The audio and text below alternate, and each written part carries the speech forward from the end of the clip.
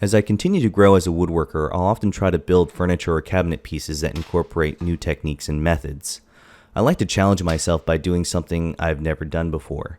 In this case, I'm building a drop leaf side table as a gift from my mother-in-law. The drop leaves will have a roll joint. When the drop leaf is extended, this joint makes a tight, well-supported connection, while in the down position, the roll joint makes an appealing roundover that conceals the hinges and transitions well into the center portion of the tabletop. I'm using quartersawn Sapele for this build, which has a beautiful ribbon figure running with the grain. I first cross-cut the stock to rough length at the miter saw and then the rough width at the bandsaw. Any internal stresses within the boards will likely release as they're being cut into more manageable pieces, which will be taken care of during the milling process. I first rip the aprons for the side table and then adjust the fence of the bandsaw to rip the legs. Again, these are all rough cuts and oversized by anywhere between 1/8 of an inch to 1/4 of an inch. I'll then go to the joiner to flatten one face and one perpendicular edge, and then plane down to final thickness and width. I get a lot of folks interested in planer joiner combo machines ask me, how much of a nuisance is it to switch between jointing and planing? And in my case, as a one-person shop, it's a non-issue. I batch out all my parts on the jointer before switching into planing mode. It takes all but a minute to switch over. As I run material through the planer, I like to gang together multiples of the same part. It saves a little bit of time and gives me a really consistent product. I also milled up some test pieces out of some spare poplar that I had in my shop. I try to always make a couple test pieces for fitting joinery and whatnot. Finally, once everything is square and parallel from the milling process, I cross-cut the parts on the table saw with my cross-cut sled. And now it's time for joinery. I'm using mortise and tenon to join the aprons to the legs, and I first lay out the mortises using my marking gauge and a setup block. The cutting edge of the marking gauge gives me a really consistent line that I can bury my chisels into. I also make sure that I'm always referencing off of the same face of each part during joinery layout. And here I'm using a planing stop to reference off of the top of the legs to mark the shoulders of the mortises. To machine the mortises, I'm using a 1/4 inch Forstner bit at the drill press. I drill the bounds of the mortises, making sure I allow the waste to clear out of the hole before plunging to full depth.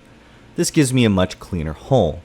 This would have also been made a lot easier and more repeatable if I had set up a couple of stop blocks along the fence of my drill press table.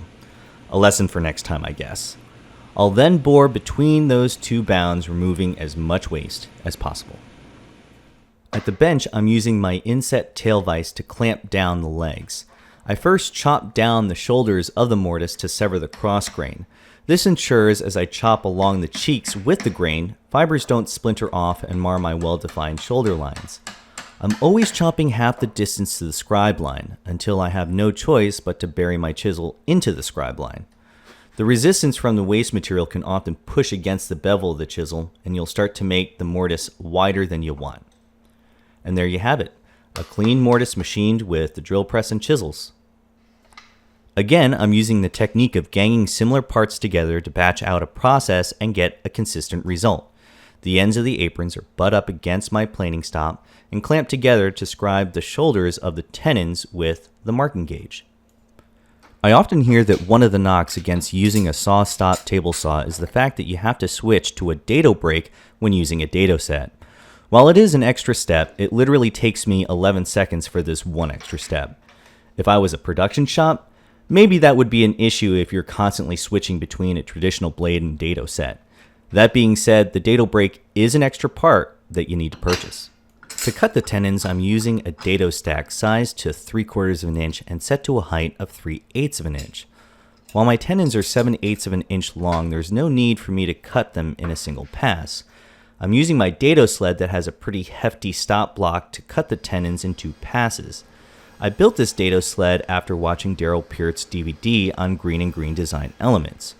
Daryl did not show how his dado sled was built in the DVD. I simply reverse engineered his sled through visual inspection.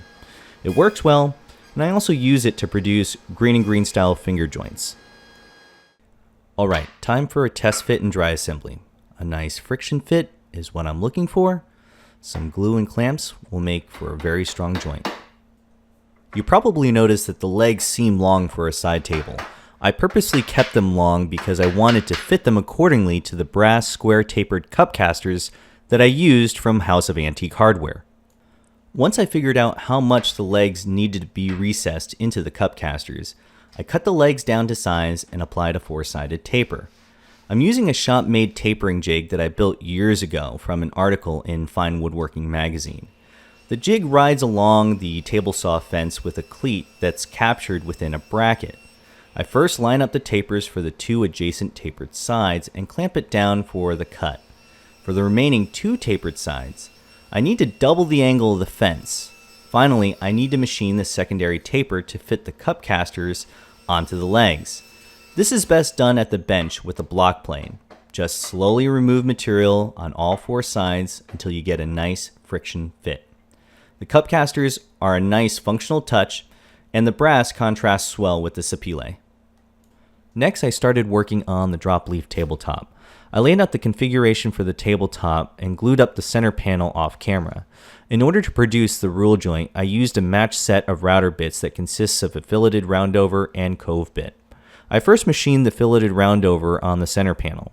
Even though these are top bearing bits, I used the router fence aligned with the bearing for additional support along the edge of the workpiece. I also used these stock guides made by Jessem to keep the workpiece flat on the router table and tight against the fence. I'm taking multiple passes to cut this edge profile, incrementally increasing the bit height after each pass to ensure a clean, chatter-free, tear-out-free end product. The same process is done with the cove portion of the drop leaves, taking multiple passes and incrementally increasing the bit height after each pass. Once the rule joint profiles are cut, I need to machine the hinge mortises. I'm using Rockler's drop leaf hinges for shaped edges. In order for them to work properly, the center of the hinge knuckle needs to be mortised and centered on the fillet of the rule joint. To do this, I made a template that routes both the mortise for the hinge leaves and the knuckle. I first aligned the template with the drop leaf crease and placed a knuckle spacer within the template. I used a 3/8 inch router bushing and 1/4 inch mortising bit to route the channel for the hinge knuckle.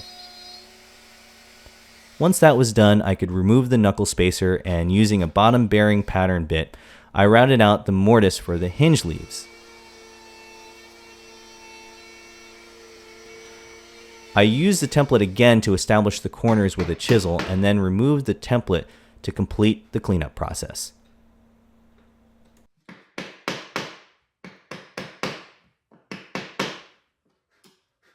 When it was all done, I was able to produce a snug-fitting hinge mortise. And then using a self-centering drill bit, I screwed in the hinge leaf screws. Now, as you can hear, there's a little bit of friction between the joint, so I had to remove the hinges and sand the cove portion slightly to remove the friction between the mating joints. Once I had the drop leaf hinges functioning properly, I needed to think about the overall shape of the tabletop. I made a mock-up of the shape I wanted out of cardboard, and I transferred that shape onto 2 pieces of Baltic birch plywood to make templates, a shallow curve for the short side and a deeper curve for the long side. I then roughed out the shape of the curve on the bandsaw, making sure to leave the pencil line. I then smoothed and faired the curve of the templates at the bench using a spoke shave and a sanding block.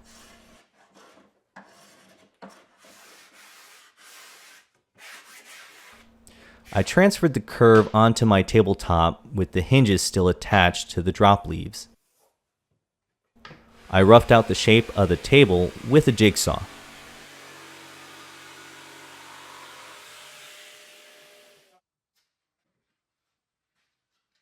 I then used the template to pattern route a thumbnail edge profile on the router table. For the long side, I double stick taped an extra strip behind the template to keep the drop leaves from moving during the routing operation. This was a pretty hefty bit, so I turned down my router motor speed and took multiple small passes until the full profile was machined.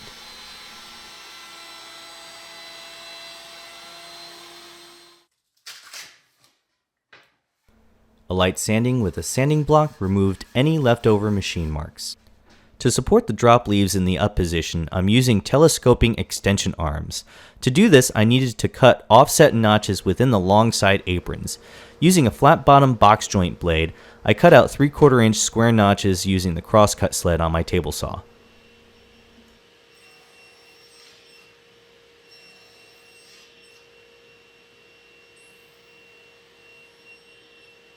Before I could install the extension arms, I used a flush mount drill bit to install the skirt washers to the aprons.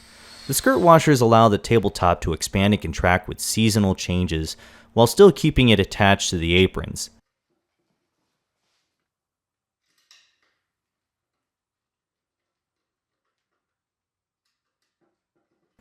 I like using threaded inserts and machine screws within the tabletop.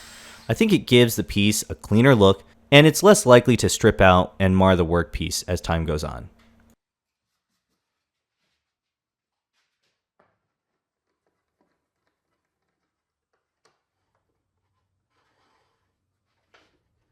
To keep the extension arms in line, I need to make a bracket.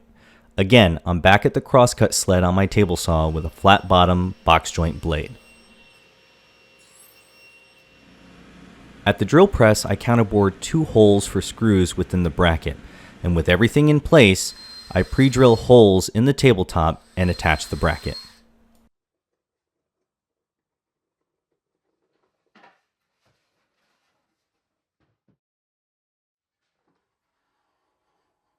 There are 2 more things left to do before I can sand and apply finish, and that's to apply the brass insert knobs and pull stops on the extension arms. To make the wooden plugs within the insert knobs, I'm using a tapered plug cutter on the drill press.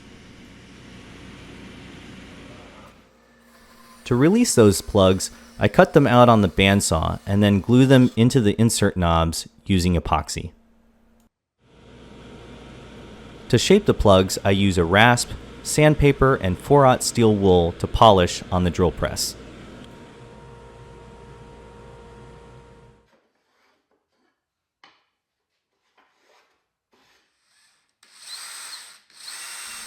To attach the knobs, I screw in a machine screw into the end of the extension arm and cut off the head.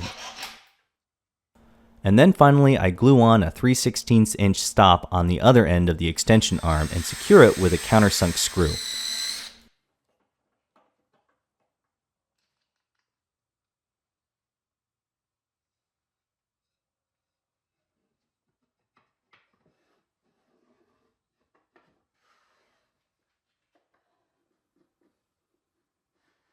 Now it's time to apply finish. I sanded everything down to 220 grit with my orbital sander and lightly broke the edges with a soft sanding block. You really don't need to see me sanding. I'm sure at this point you're already falling asleep. With the tenons taped off and everything disassembled, I apply a waterborne reactive sealer called Hydrolacquer Plus. The sealer is designed to react with the tannins within the wood to create a warm oil look. I then apply a top coat called Polywhey, which is made using whey protein, a byproduct of cheese making. Both of these products are made by Vermont Natural Coatings.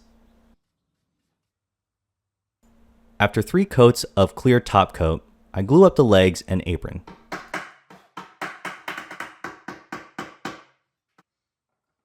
Next, I reassemble the leaves, and then drill and screw the cup casters. Finally, I install the extension arm and reattach the tabletop to the apron. There you have it, a drop leaf table with tapered legs and brass casters.